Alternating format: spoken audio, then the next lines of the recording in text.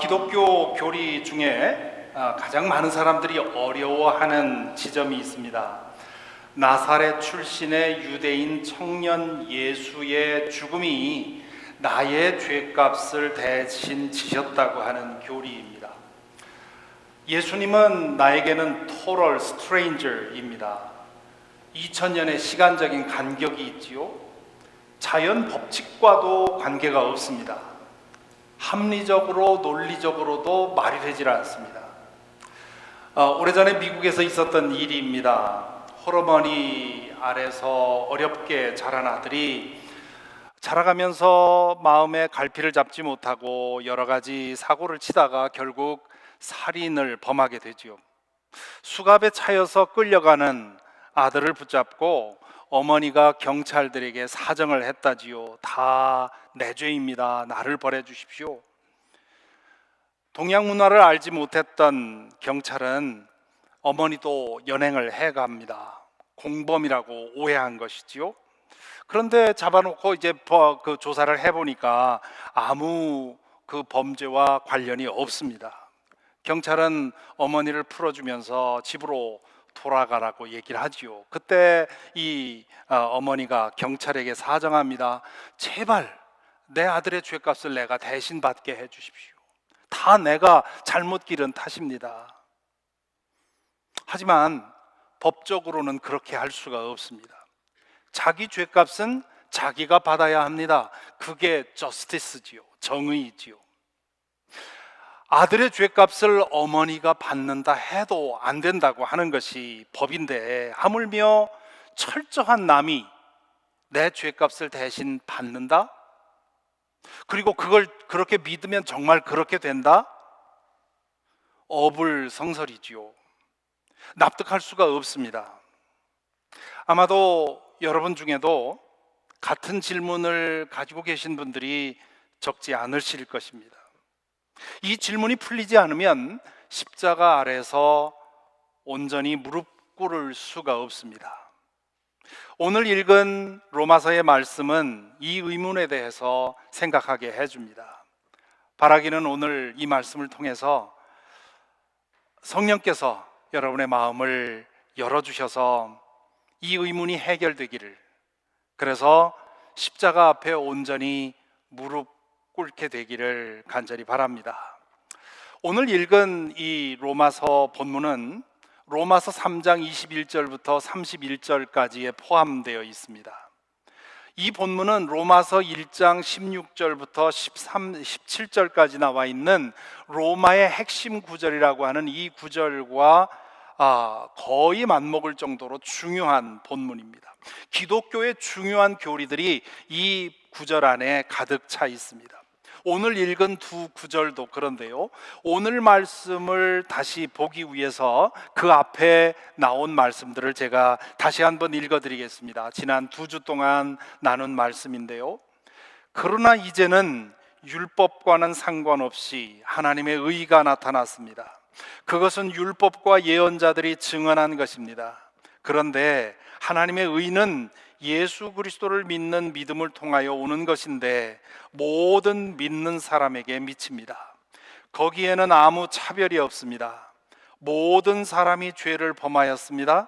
그래서 사람은 하나님의 영광에 못 미치는 처지에 놓여 있습니다. 그러나 사람은 그리스도 예수 안에서 얻는 구원으로 말미암아 하나님의 은혜로 값없이 의롭다는 선고를 받습니다. 자, 이 말씀을 요약하면 이런 겁니다. 모든 사람은 죄인입니다. 그 죄로 인해서 누구나 하나님의 진노를 직면해야 합니다. 그 운명을 피할 수 있는 길은 오직 하나뿐입니다. 하나님께서 율법과 예언자들을 통해서 그 길에 대해서 예언하셨고요, 그리고 예수 그리스도께서 때가 찼을 때 우리 가운데 오셔서 그 길을 여셨습니다. 그래서 예수 그리스도를 믿는 사람은 누구나 의롭다는 인정을 받습니다. 그건 우리의 노력으로 되는 것이 아니라 전적으로 하나님의 은혜로 되는 것입니다. 믿는 사람은 그 은혜를 값없이 받게 되어 있습니다. 이렇게 말씀한 후에 바울 사도는 오늘 본문에서 다음과 같이 말을 잇지요. 하나님께서는 이 예수를 속죄 제물로 내주셨습니다. 그것은 그의 피를 믿을 때에 유효합니다. 매우 중요한 말씀이어서 개역 개정, 우리가 그동안 사용하던 개역 개정 말씀으로 이 구절을 보면 이렇게 되어 있습니다. 이 예수를 하나님이 그의 피로써 믿음으로 말미암아 화목제물로 세우셨으니. 여기서 주목해야 될 단어가 두 가지가 있습니다. 하나는 속죄제물, 혹은 개역 개정에는 화목제물이라는 말로 번역을 했죠.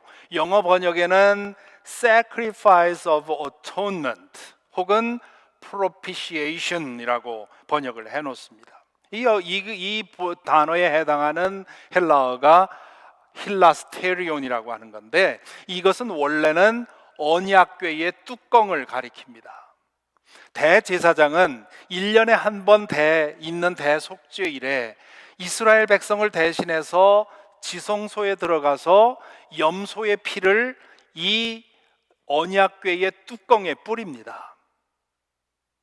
언약궤의 뚜껑은 하나님의 현존을 상징합니다. 하나님 앞에서 이스라엘 백성이 죽었다 하는 상징 행위지요.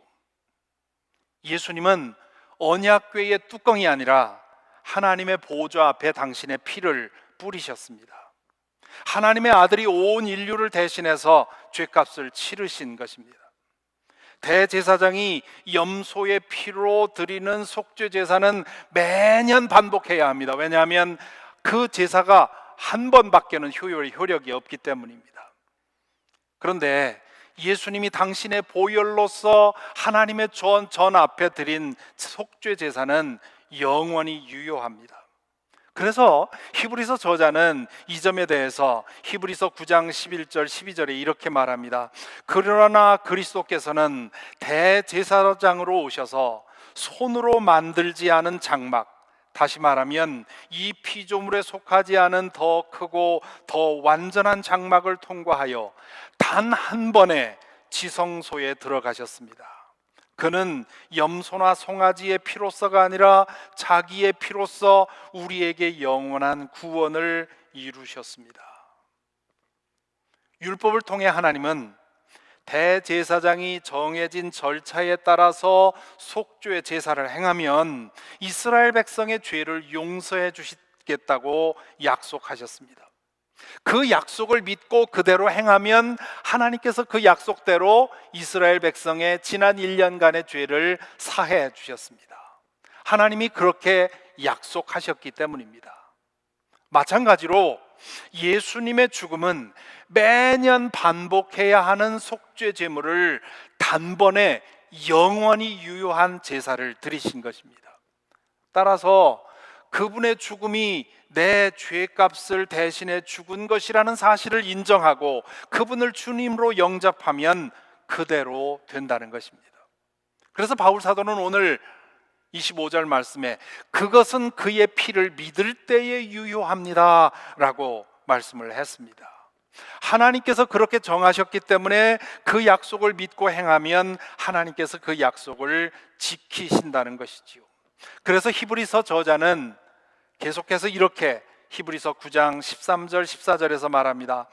염소나 황소의 피와 암송아지의 재를 더러워진 사람에게 뿌려도 그 육체가 깨끗하여져서 그들이 거룩하게 되거든 하물며 영원한 성령을 힘입어 자기 몸을 흠없는 제물로 바치신 그리스도의 피야말로 더욱더 우리들의 양심을 깨끗하게 해서 우리로 하여금 죽은 행실에서 떠나서 살아계신 하나님을 섬기게 하지 않겠습니까? 이 본문에서 주목할 또 다른 단어, 두 번째 단어는 내주셨습니다 라고 하는 구절입니다. 개역 개정에는 세우셨습니다 그렇게 되어 있죠. 이 헬라어 프로티템이라고 하는 말은 두 가지 의미가 있는데요, 하나는 미리 계획하셨다라는 뜻이고요, 또 하나는 공개적으로 드러내셨다 그런 뜻입니다. 이 두 가지 의미가 다 여기에 포함되어 있다고 보아야 합니다. 하나님은 당신의 아들을 메시아로 보내셔서 속죄 제물로 드리기로 미리 계획하셨다는 것입니다. 그래서 3장 21절에 보면 그것은 율법과 예언자들이 증언한 것입니다 라고 얘기를 합니다. 미리 계획하신 것이기 때문에 예언자들을 통해서 예언하셨습니다.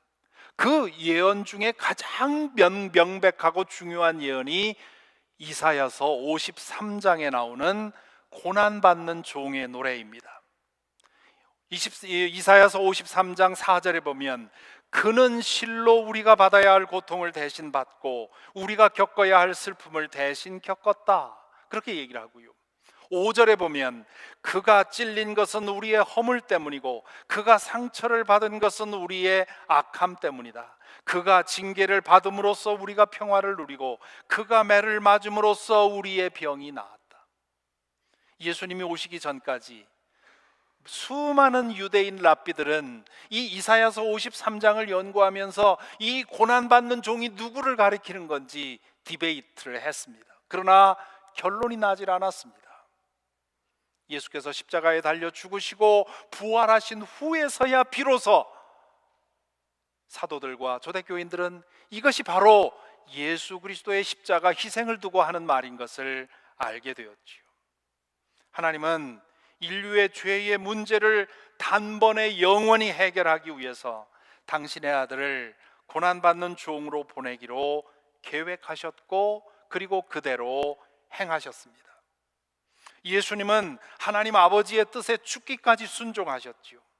십자가에 달리심으로 인해서 만천하에 공개적으로 그 화목제물을 보이셨습니다. 바로 이것이 예수 그리스도의 십자가의 죽음이, 그분이 십자가에서 흘리신 보혈이 우리의 죄값을 해결하는 능력이 되는 이유입니다. 하나님께서 그렇게 계획하셨고 하나님께서 그렇게 행하셨고 그리고 그 약속을 지키시기 때문입니다. 이 지점에서 그동안 제가 접한 기독교 복음에 대한 비난 중에 기억되는 비난이 있습니다.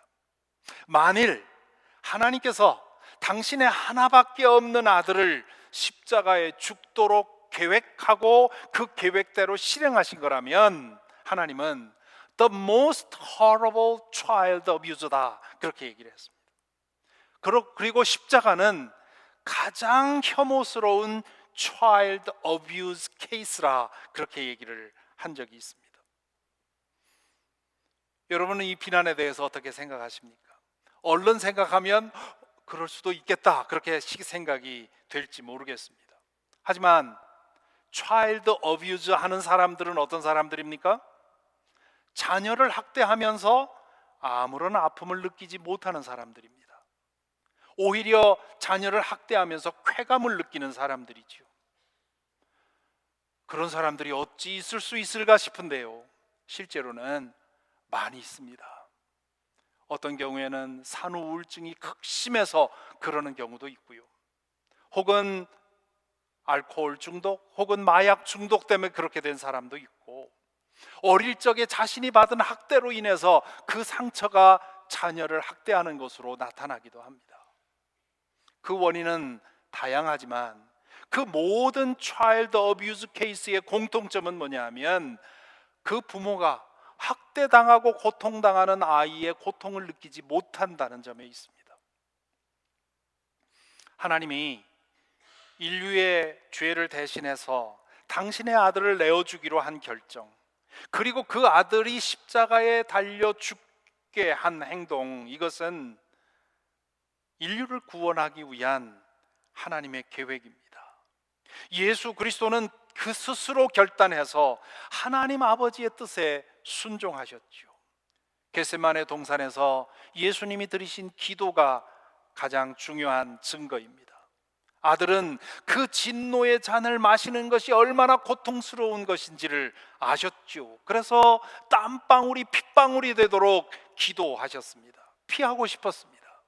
그러나 그 모든 기도의 결론이 무엇이었습니까?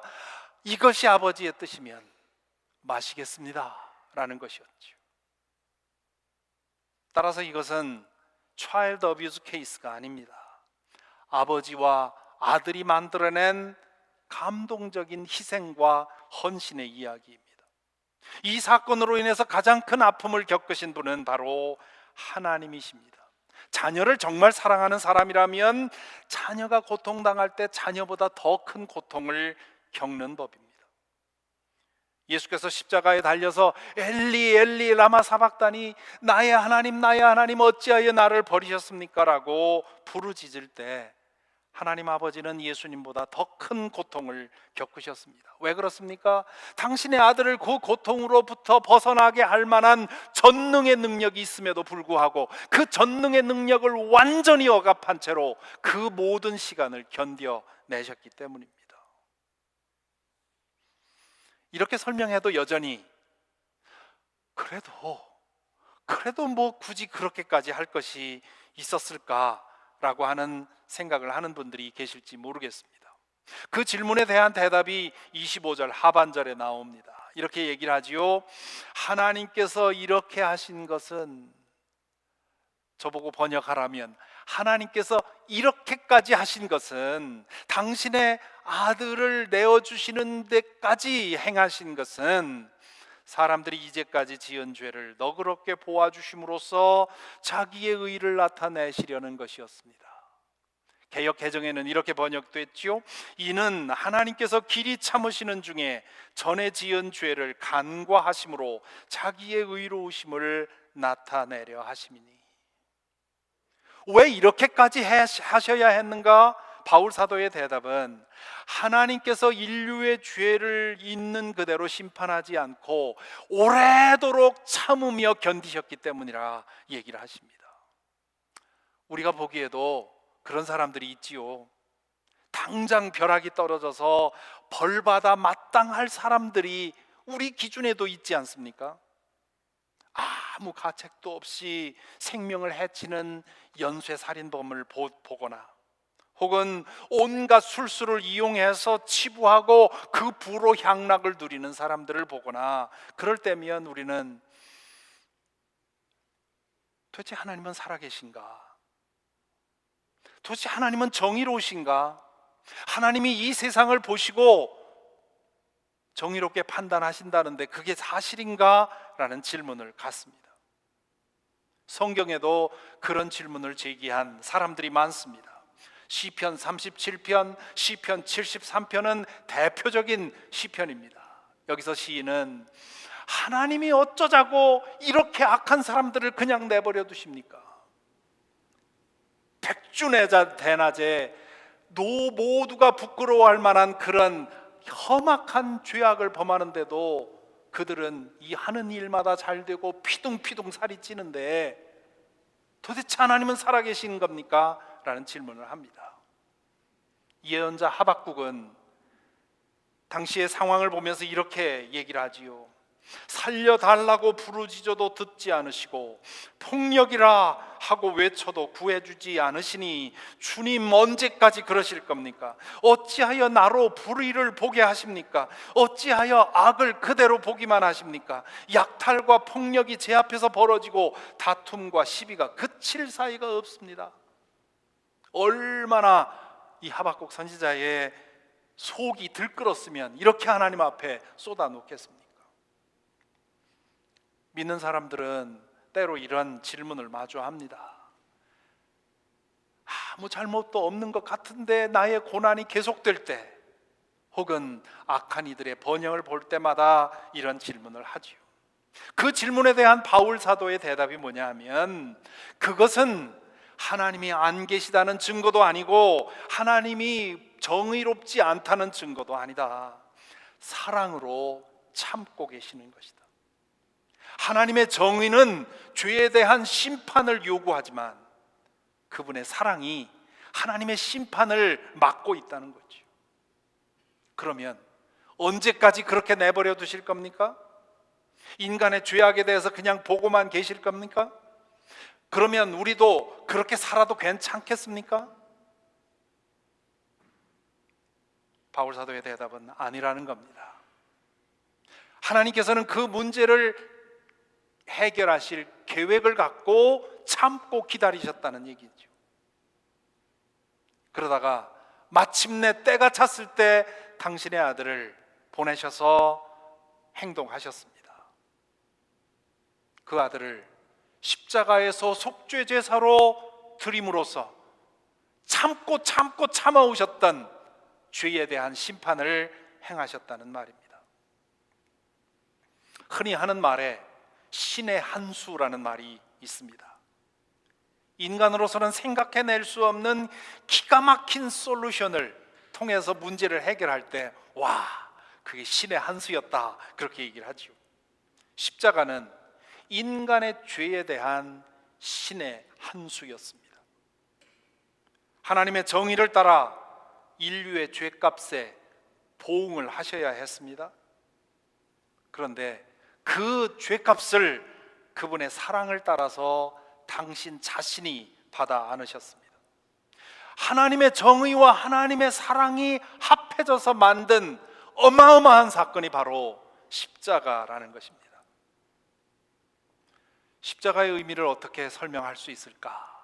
궁리하는 중에, 묵상하는 중에 그런 상상을 해봤습니다. 여러분, 초등학교 1학년 교실을 생각해 보십시오. 그 동네에 제가 어릴 때 자랐던 것처럼 미군 부대가 있습니다. 그곳에서 미군들을 상대하며 사는 여성들이 살고 있는데요, 그 여성들 중에 하나가 그 미군을 통해서 아이를 낳습니다. 그 흑인 호녀라가 이제 성장해서 그 초등학교 1학년에 들어왔습니다. 아이들은 그 가난한 아이를 왕따시키고 놀립니다. 선생님이 알지 못하는 사이에 그 온 반 아이들이 그 일을 점점 심하게 행동을 합니다. 어느 날 선생님이 반 아이들이 하나가 되어서 그 어린 아이를 조롱하는 모습을 보게 되지요. 그로 인해서 이 선생님이 치를 떨면서 충격을 받습니다. 선생님의 딜레마에 빠졌습니다. 이 일이 얼마나 잘못된 행동인지 아이들에게 알게 해줘야 했습니다.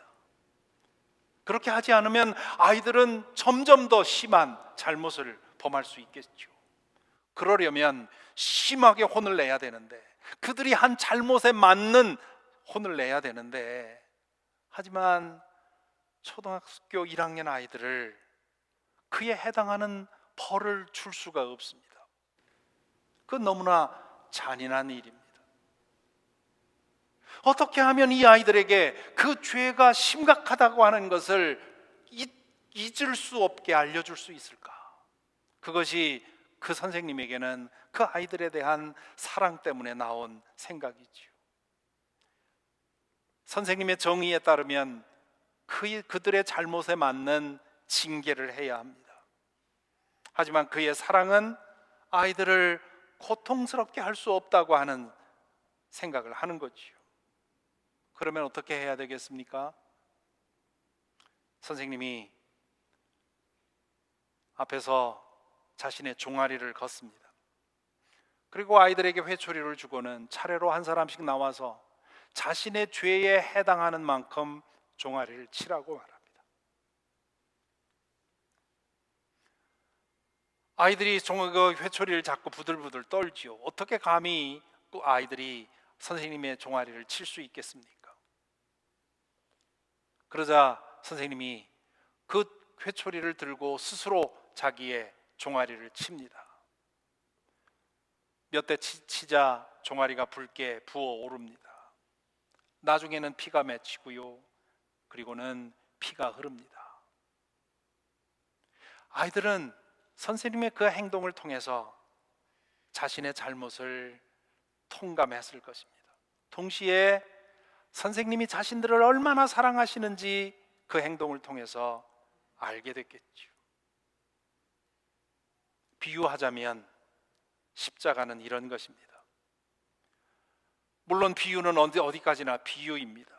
한 가지 포인트를 설명하기 위해서 비유를 만들었는데 그 비유를 한없이 연장하면 모순이 생깁니다. 하나님의 정의는 인류의 죄가 얼마나 심각한 것인지를 알게 해야 했습니다. 그러기 위해서는 그 죄에 해당하는 벌을 내려야 했습니다. 반면에 하나님은 사랑이십니다. 그분의 사랑이 그렇게 하지 못하게 만들었습니다. 그로 인해 오래도록 심판을 미루어 왔습니다. 그러자 사람들은 하나님이 의롭지 못하다고, 혹은 하나님은 안 계시다고, 하나님은 이런 것에 관심 없다고, 하나님은 이런 죄에 대해서 상관하지 않는다고 오해를 했습니다.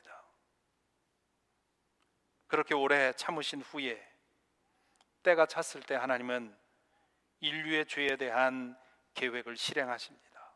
그 해법이 십자가입니다. 십자가 위에서 하나님은 당신의 종아리를 때리신 것이죠. 물과 피를 다 쏟을 만큼 인간이 당할 수 있는 최고의 고통을 겪으신 것입니다. 따라서 우리는 십자가를 보면서 두 가지 생각을 해야 합니다. 첫째는 내 죄가 저토록 크다는 생각입니다. 십자가는 우리의 죄가 얼마나 심각한 것인지를 알게 합니다. 하나님께서 당신의 아들을 희생하는 값을 치르기까지 그만큼 우리의 죄가 심각하다는 것이죠. 미국 교회에서 자주 부르는 찬양 중에 Here I am to worship 이라고 하는 찬양이 있습니다. 그 가사에 보면 I will never know how much it cost to see my sin upon that cross, 그런 가사가 나옵니다. 십자가 위에서 내 죄가 얼마나 큰지를 알기까지 얼마나 많은 값을 치르셨는지 나는 결코 알지 못할 것입니다. 십자가에 벌어진 양팔의 모습을 보면서 내 죄가 저렇게 무한대로 크다고 하는 생각 먼저 해야 되는 것이고요. 두 번째는 그렇기 때문에 나에 대한 하나님의 사랑이 또한 저렇게 크다는 것을 알아야 합니다. 십자가는 우리에 대한 하나님의 사랑이 얼마나 큰지를, 그분은 당신의 전부를 우리에게 내어주셨다고 하는 것, 그래서 우리는 십자가를 볼 때 I love you this much 라고 하는 메시지를 들을 수 있어야 합니다. 그래서 바울 사도는 당신의 아들을 속죄 제물로 내어 놓음으로써 하나님의 의로우심이 드러났다고, 증명되었다고 26절에서 이렇게 말씀을 있습니다. 하나님께서 오래 참으시다가 지금 이때에 자기의 의로우심을 나타내신 것은 하나님은 의로우신 분이라는 것과 예수를 믿는 사람은 누구나 의롭다고 하신다는 것을 보여주시려는 것입니다. 아마도 제가 앞에서 드린 그 예를 경험한 아이들이라면 평생 가장 잊을 수 없는 선생님의 이름을 대라고 하면 그 선생님을 댔을 겁니다. 평생 잊지 못할 의인을 만난 것이지요. 마찬가지로 십자가를 통해 우리는 하나님이 진실로 의로우신 분임을 알게 되었습니다. 그리고 그 사랑에 감복하는 것이지요. 그리고 그 사랑으로 의롭다 하심을 얻습니다. 오늘은 종교개혁 기념주일입니다. 세상에서는 할로윈데이라고 부산을 떨고 있습니다마는 오늘은 1517년 10월 31일 바로 오늘 마르틴 루터가 독일의 비텐베르그 성당에 95개 조항의 개혁안을 내놓음으로써 종교개혁의 역사가 시작된 날입니다. 그것이 시발점이 되어서 프로테스탄트 처치, 리폼드 처치, 개신교회가 탄생이 됐습니다. 당시 가톨릭 교회에서는 구원을 얻기 위해서는 우리 편에서의 노력과 희생이 필요하다고 가르쳤습니다. 구원은 무조건적으로 받는 선물이 아니라 노력으로 얻는 대가라고 가르쳤죠. 루터는 가톨릭 수도사로서 성경을 번역하는 중에 가톨릭 교회가 가르치는 그 많은 교리들이 성경에 근거가 없음을 발견을 합니다. 그는 도저히 이것을 그대로 두고 볼 수 없다고 생각을 해서 하나씩 적어보니까 95개가 되었습니다. 가톨릭 교회는 마르틴 루터의 주장을 받아들이지 않고 오히려 그의 신부직을, 사제직을 파면을 했습니다. 그로 인해서 오늘날 우리가 속해 있는 이 개신교회가 시작이 된 것이지요. 종교개혁의 세 가지 모토가 있습니다. 오직 성경으로, 솔라 스크립투라, 라틴어로. 교회가 나중에 만든 모든 전통과 교리, 그것이 중요한 것이 아니라 우리 신앙의 절대적인 근거는 오직 성경이 되어야 한다는 것입니다. 둘째로 오직 믿음으로, 솔라 피데.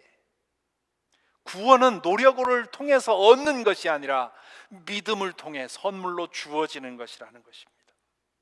셋째는 오직 은혜로, 솔라 그라치아.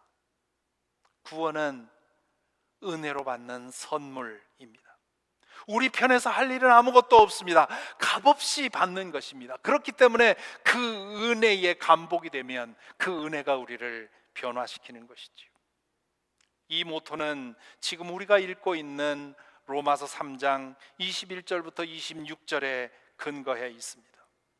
우리 모두의 죄는 십자가만큼 큽니다. 그런데 우리에 대한 하나님의 사랑은 또한 십자가만큼 크기 때문에 십자가에서 우리를 향한 우리의 죄가 하나님의 사랑에 의해 삼켜졌습니다. 하나님은 우리에 대한 무한대의 사랑으로 우리의 무한대의 죄값을 짊어지신 것입니다. 선생님의 종아리에 흐르는 그 피가 아이들에 대한 선생님의 사랑을 증명하듯이 십자가에 흐르는 보혈이 우리에 대한 하나님의 사랑의 증거입니다.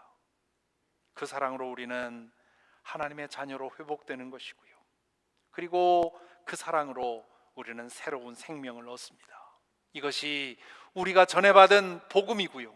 또한 우리가 전해야 할 복음입니다.